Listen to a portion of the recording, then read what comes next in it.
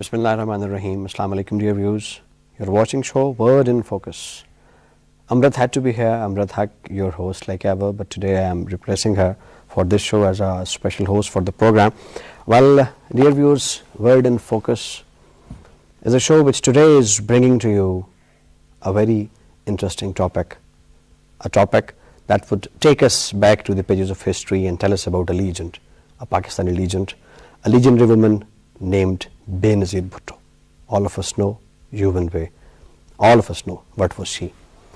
Benazir Bhutto was not only a leader, not only a politician, not only a diplomat, not only a stateswoman, but a woman of ideas, a woman of legacy. A legacy which she has left behind for us to follow. A legacy of democracy, a legacy of emancipation of women, a legacy for constitutional struggle, a legacy for strengthening yourselves. Let's see that how today in these few minutes our respected guests talk about her. Let's have a discussion, and before the discussion let's have an introduction of our respected guest. Dear viewers, today our first guest is Ma'am Fozia Wahab. She is an MNA from Pakistan People Party parliamentarian, and right now she's doing as chairperson of a standing committee on finance and revenue. Welcome to the program, ma'am. Respected guest, our second guest is Mr. Zahid Hussain. He's a renowned journalist, and to his credit he has a number of publications which get published throughout the world, and the world knows him and we know him as well. Welcome to the program, sir. Let's get to Ma'am Benazir. Since how long you know her? I know her from on a personal level, are you talking? I know her from 1996 when she was ousted. In between, I had an opportunity to meet her as a municipal councillor. She would hold meetings of all the municipal councillors in Karachi. Right. And on that basis, I would communicate and I would apprise her about my respective area. And I always found her a person who is ready to listen, ready to understand what was going on. And what was so nice about her, she would address me by my first name, although she didn't know me. And she would give me a feeling of comfort. Mm-hmm. And when she was ousted in 1996, then my relationship with her became more closer. She nominated me to contest election from NA 193 Karachi. All right. And after that, she asked all the candidates to furnish a report about the election and how the elections went and what problems they had to face. And I was lucky that I was the first one to present my report on the election, and she appreciated it. And after that, I got into direct communications with her. I found her very nice, very warm, very compassionate, and a leader. And a leader that would give you shelter, a leader that would give you patronage and support. Patronage and love. Yeah. She was an extraordinary woman. Mm-hmm. We would take your discussion towards Mr. Zahid. She was an extraordinary woman, no doubt, but today, since we are conducting this program from her personalities, one of the aspects of her personality, Benazir as a person, as an ambassador of peace for the world, and as a leader of the world. Well, I think Benazir was probably the most charismatic leader, one of the most charismatic leaders this country ever had. I get to know her as a journalist when she came back to Pakistan in 1986. I was covering at that point for various publications, particularly the Herald magazine. And my first meeting was in Rawalpindi. I think soon after she had addressed a mammoth meeting, and where I interviewed her. And after that, actually, I used to meet her quite frequently as a journalist, and also in other social circles. And I knew her most as a journalist, not as a party worker or anything else. But two things, I was one of those journalists who were very close to her. And during her 10 years as Prime Minister, I traveled with her to various countries. So it must have been a great privilege while you were traveling with her. How was her that interaction has with given her? insight to a person. Yeah. That was Yeah. I was coming to. Yeah. When and what impressed me most about her was that she was a very intelligent leader, and unlike other, she had lot of tolerance.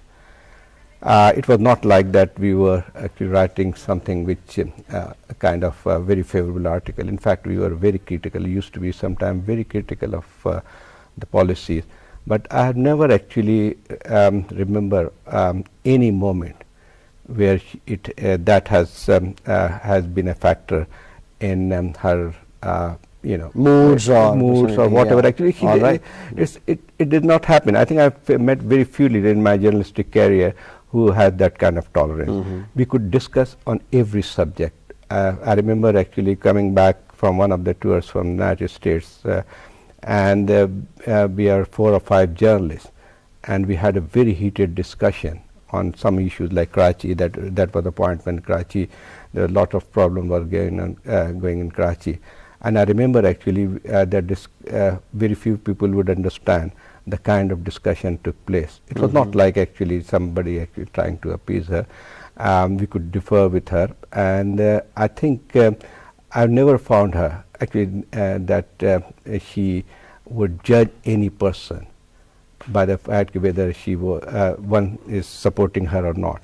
So that is basically, as a journalist, I find a very high quality, because you don't find this kind of quality in other political leaders. She was more of a space giving kind of personality. Yeah. Well, actually, she was the kind of person who could take criticism very well. All right. And that's something that lacks in most of the leaders of developing countries.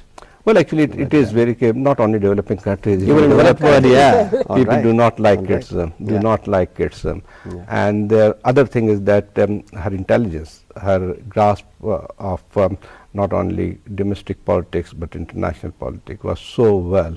Very few people of her, few leaders of her stature in that way. I still remember her visit to United States in Washington when she addressed a press conference. You were there? Yes, President Clinton.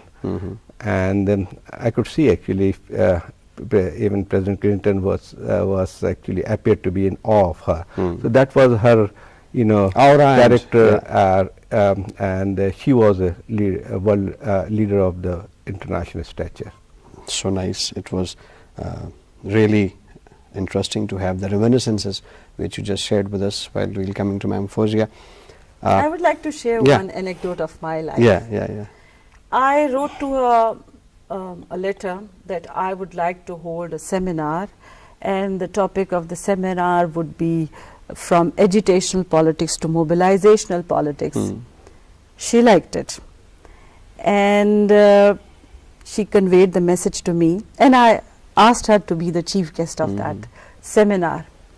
And in my own thought, I thought of course she would reject it and she would not approve of it, or she would nominate somebody else who will come on her place.